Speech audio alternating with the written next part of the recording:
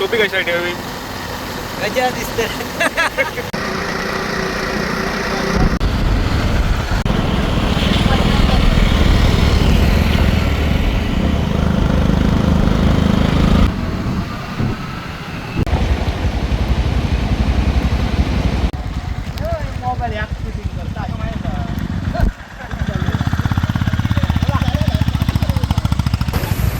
नमस्कार मित्रांनो, आज आपण एक विशिष्ट किल्ल्यावर जाणार आहोत, जो आपल्या सिंधुदुर्गामध्ये कुडाळ या ठिकाणी आहे.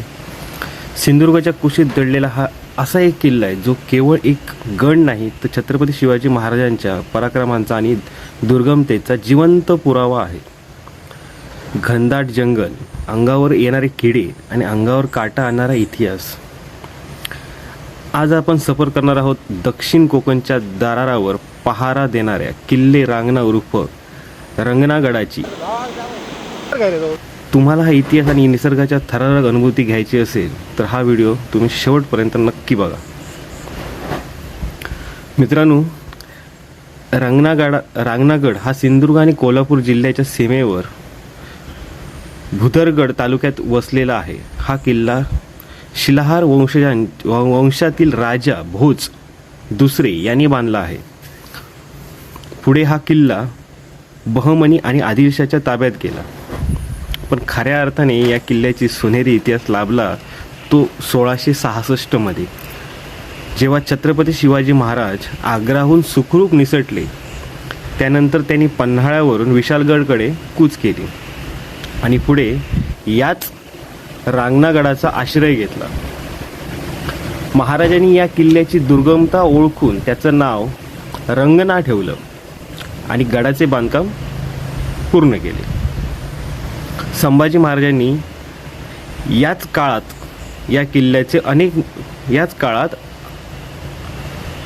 संभाजी महाराजांच्या काळातही या किल्ल्याने अनेक मुघल आक्रमणे परतवून लावली. चला तर मग आता प्रत्यक्षात गडावर काय आहे पाहण्यासारखं ते पाहूया. मी आता तुम्हाला घेऊन चाललोय, पण आता आपण जातो या वाटेवरती आणि आपण ज्यावेळी जातोय त्यावेळी बराचसा धुकं वगैरे आहे.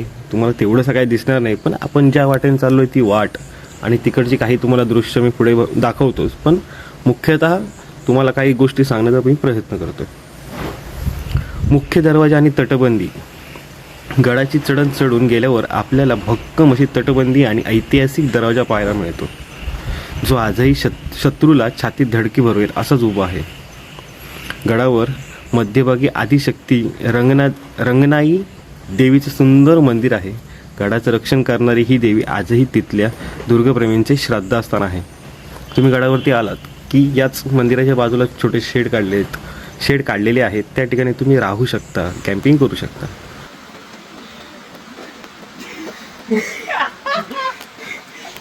काही प्रॉब्लेम नाही, पण तुम्हाला वन्य प्राण्यांची सुद्धा तेवढीच भीती आहे. तुम्ही त्या ठिकाणी राहताना ती काळजी सुद्धा तुम्ही घ्या. गडावर वर्षभर पिण्याचे थंडगार पाणी असणारे अनेक निसर्ग निर्मित पाण्याची टाकी सुद्धा आहेत. गडावर वरती चढून गेल्यानंतर गडावरून सभोवतालच्या घनदाट जंगलाचा आणि कोकणचा जो नजारा दिसतो तो शब्दांच्या पलीकडे आहे. पावसाळ्यात तर हा गड ढगांच्या चादरीत हरवून जातो, जसं की आज तुम्ही बघताय. पुढे तुम्ही व्हिडिओमध्ये बघाल सुद्धा पूर्णपणे धुकं आहे. जर तुम्हाला रांगणागडाला भेट द्यायची असेल तर तुम्ही कोल्हापूरहून गारगोटी पाटगाव मार्गे तांब्याची वाडी किंवा चिकनवाडी या बेस व्हिलेजला पोहोचू शकता. तिथून पुढे घनदाट जंगलातून पाऊल वाटेने अंदाजे 2 ते 3 तासाची चढाई करून गडावर पोहोचता येते. पण लक्षात ठेवा, गडाचा रस्ता घनदाट जंगलातून जात असल्यामुळे सोबत स्थानिक गाईड किंवा ग्रुप असणे केव्हाही चांगले.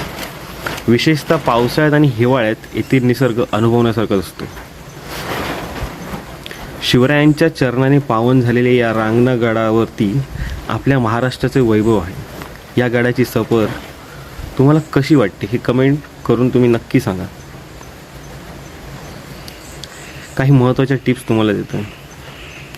या गडावरती जाताना परत एकदा मी तुम्हाला सांगतोय, स्थानिक व्यक्ती किंवा लोकल गाईड तुमच्यासोबत जर असेल तर तुम्ही या ठिकाणी नक्की जाऊ शकता. कारण त्या ठिकाणी कॅम्पिंग करताना तुम्हाला बऱ्याच प्रकारे वन्यजीव दिसण्याची किंवा असण्याची अनुभूती तुम्हाला येईल. मग त्यावेळी तुमचं रक्षण करण्यासाठी स्थानिक व्यक्ती किंवा एखादा गाईड असणं खूप महत्त्वाचं आहे.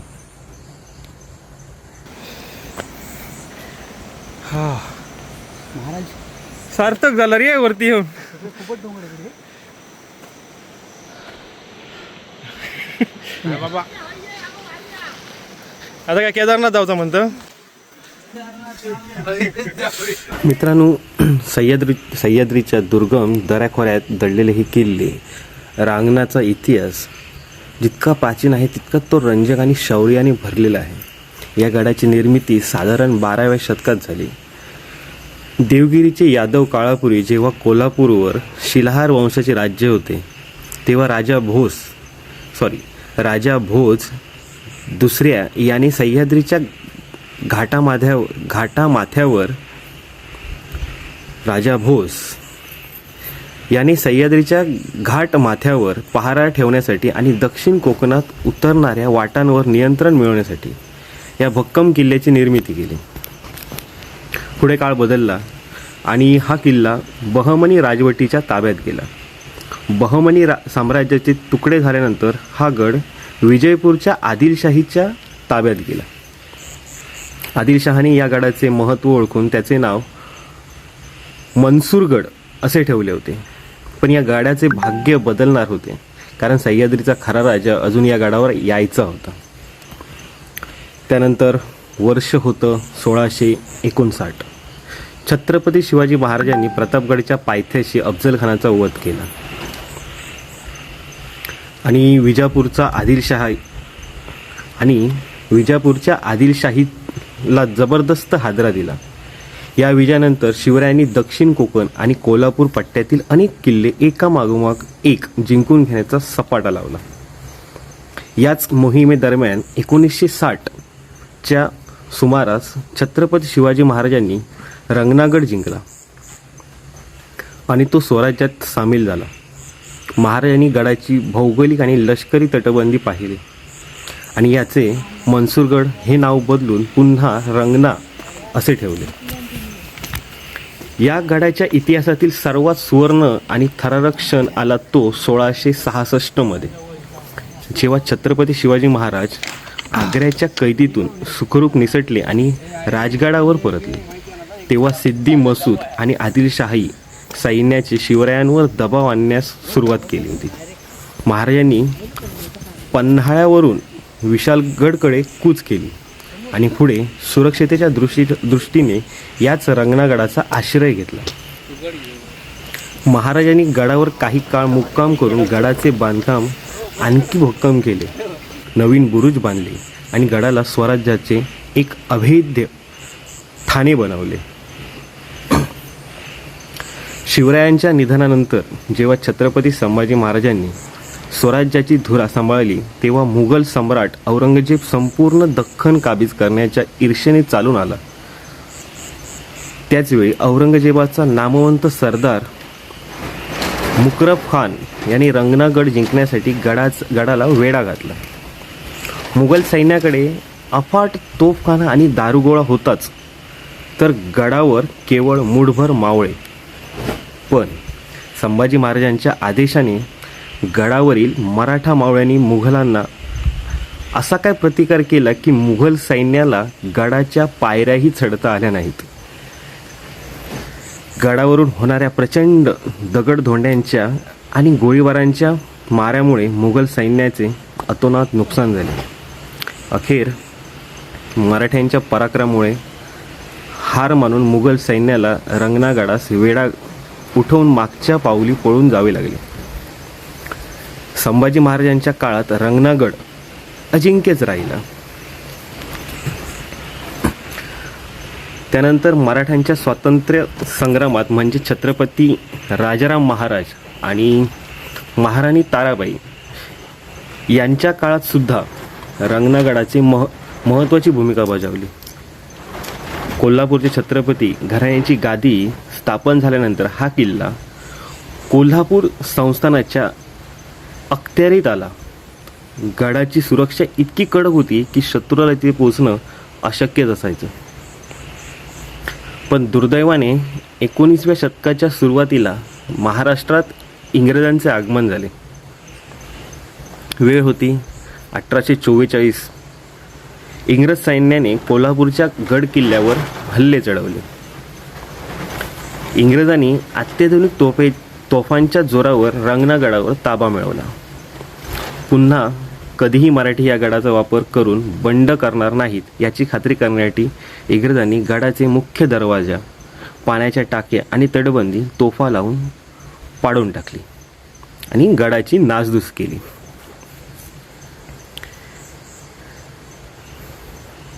आज इंग्रजांनी पाडलेली तटबंदी आणि इतिहास काळाच्या पडद्याआड गेले, तरी रांगणागडाचा प्रत्येक दगड आज मावळ्यांच्या रक्ताची आणि छत्रपती शिवाजी महाराजांच्या पराक्रमाची ग्वाही देत उभा आहे.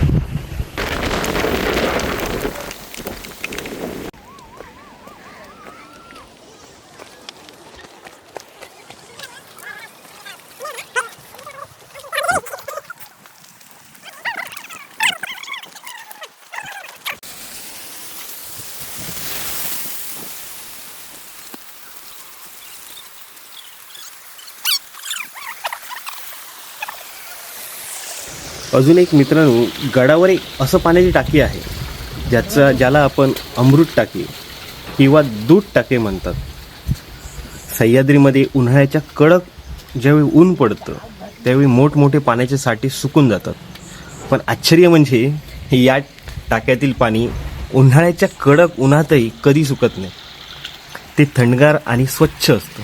स्थानिक लोक सांगतात की या पाण्याच्या उगमस्थानाचा शोध आजपर्यंत अत्याधुनिक विज्ञानालाही लावता आलेला नाही. हे पाणी पिऊन मावळ्यांच्या अंगात हत्तीचं बळ यायचं. इतिहासात असं म्हटलं जातं की रांगणागडावरून थेट पायथ्याच्या जंगलात किंवा शेजारच्या मनसंतोष गडाकडे जाणारे गुप्त भुयारी मार्ग होते. शत्रूने वेढा घातल्यास राजे किंवा गुप्तहेर या मार्गानेच जायचे.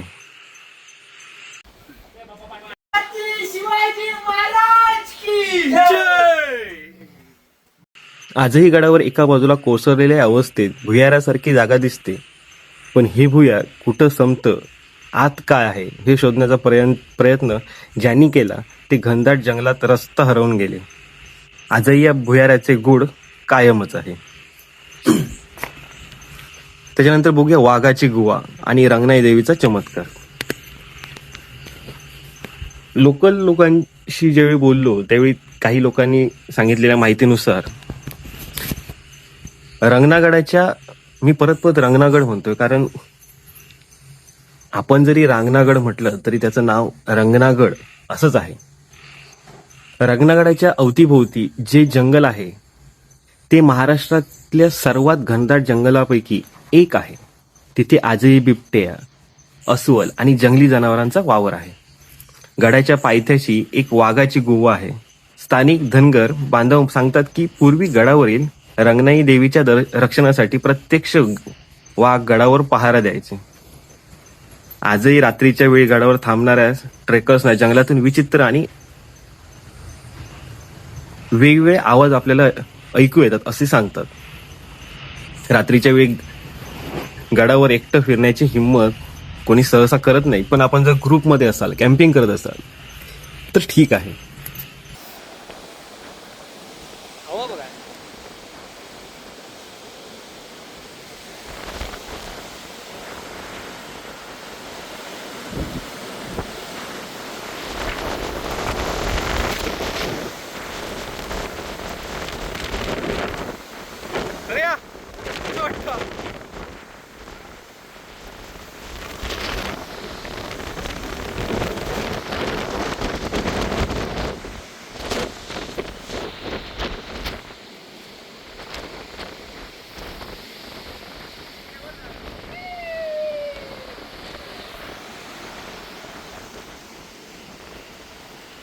मित्रांनो, इतिहास आणि रहस्य तर आपण पाहिली, पण रांगणागडावरचा खरा थरार सुरू होतो जेव्हा तुम्ही गडाची चढाई सुरू करता. जर तुम्ही मुंबई, पुणे, अगदी आपल्या मालवण सिंधुदुर्ग भागातून निघणार असाल तर हा ट्रेक म्हणजे तुमच्या सहनशक्तीची परीक्षा आहे. चलता चलता मला आता एक वेगळी गोष्ट दिसली की आपण बोलतो गडावरती पाणी असतं, शुद्ध पाणी, झरे असतात. तुम्हाला आता एक झरा दाखवतो. ते पाणी आता मी डोंगराच्या जवळपास मला वाटतं खूप उंचावरती आहोत आणि तिथे झऱ्याचं पाणी उलटं वरती येतं आहे. महाराजांनी त्या काळामध्ये ते सिद्ध केलं होतं. पाण्याची टाकी वगैरे बांधली होती. ते अशा प्रकारचं पाणी होतं. आता तुम्हाला एक दाखवतो गंमत, ती चेक करा आणि मला सांगा.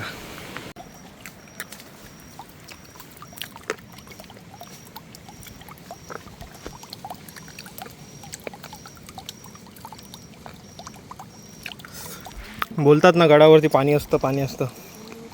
ते बघा, तर पूर्ण आम्ही गडाच्या टोकावरती आहोत आणि पाणी उलटं वरती येते. कसं येते कोणाला माहिती असेल त्यांनी कमेंट बॉक्समध्ये सांगा. हां,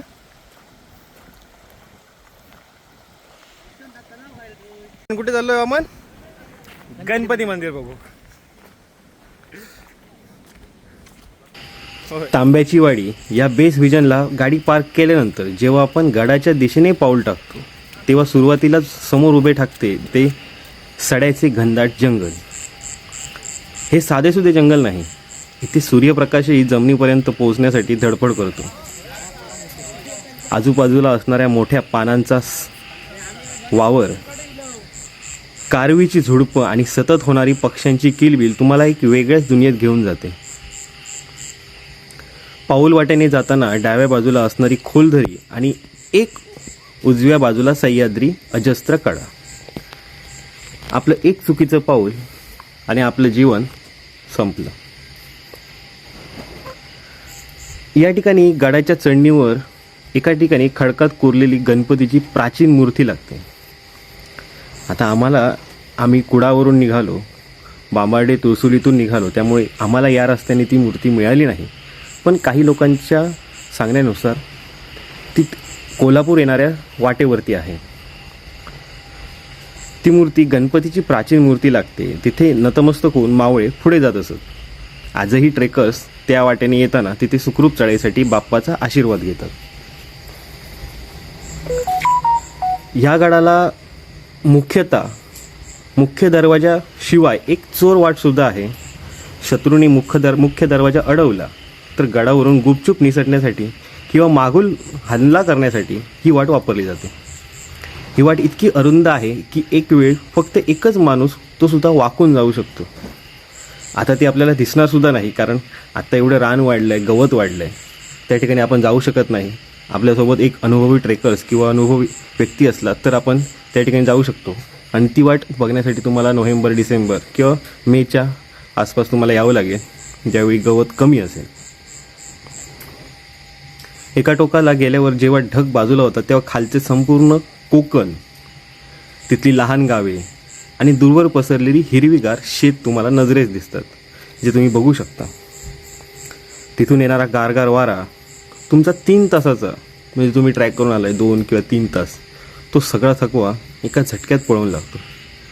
तिथं उभे राहून डोळे मिटले तरी आजही महाराज आपल्यासोबत असलेले आपल्याला अनुभवती मिळते.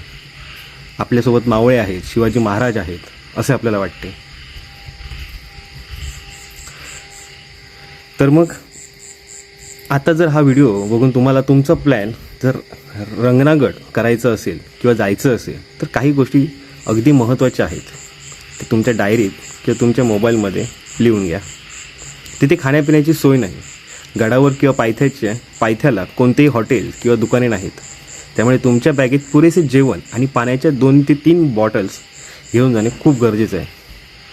किंवा आपल्याला जर शक्यतो असेल मॅगी करणं शक्य असेल तर मॅगीसारखी गोष्ट तुम्ही तिथे जाऊन करू शकता किंवा चहा करू शकता. मगाशी सांगितल्याप्रमाणे हे अभयारण्याचा भाग आहे. तिथे सावंतवाडीचं अभयारण्य लागतं आणि त्यांच्या अखत्यारीमध्ये हे अभयारण्य येतं.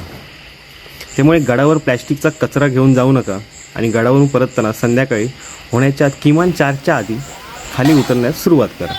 कारण अंधार पडल्यानंतर जंगलात नुसता रस्ता चुकण्याची भीती नसते, तर वन्यजीवांचीही भीती असते. आणि दुसरी एक गोष्ट, शक्य असेल तर गडावर तुमच्या मोबाईलमध्ये ऑफलाईन मॅप डाउनलोड करून जा. कारण गडावरती गेल्यावर मोबाईलला नेटवर्क येत नाही. तिथे फक्त BSNLला रेंज येते किंवा काही स्पॉटला काही वेळेपुरतं फक्त जिओला रेंज आहे. त्यामुळे ट्रेक ही खऱ्या अर्थाने निसर्गाच्या सानिध्यात डिजिटल डिटॉक्स हीच म्हणता येईल. शेवटी मित्रांनो, आज आपण हजारो रुपये खर्च करून परदेशात किंवा मोठ्या थिएटर्सला फिरायला जातो, पण आपल्याच महाराष्ट्राच्या मातीत आपल्या पूर्वजांच्या रक्ताने पावन झालेले हे गड किल्ले आजही दुर्लक्षित आहेत. काही संस्थानं आहेत जी या गडांवरती जाऊन मेहनत करून स्वखर्चाने काही गोष्टी करण्याचा प्रयत्न करतात. रंगनागड आज संवर्धनाची वाट पाहत आहे. जर आपण तिथे गेलो नाही, आपला इतिहास, आपल्या महाराजांनी आपल्यासाठी केलेले कर्तृत्व, महाराजांचं कर्तृत्वच म्हणता येईल आपल्याला, ते आपल्याला जपता येणार नाही. तर येणाऱ्या पिढीला आपण काय सांगणार? आपले महाराज कोण होते, काय केलं, हे आपण नाही सांगू शकत. त्यामुळे तुम्ही बाहेर न जाता आपल्या मुलांना गडावरती किंवा तुम्ही स्वतः गडावरती फिरण्यासाठी जा. तिथले आर्किटेक्चर, स्ट्रक्चर तुम्ही समजून घ्या. चला तर मग या विकेंडला किंवा येणाऱ्या सुट्टीत एक थरारक अनुभवण्यासाठी किल्ले रांगणागडाची वारी करूया.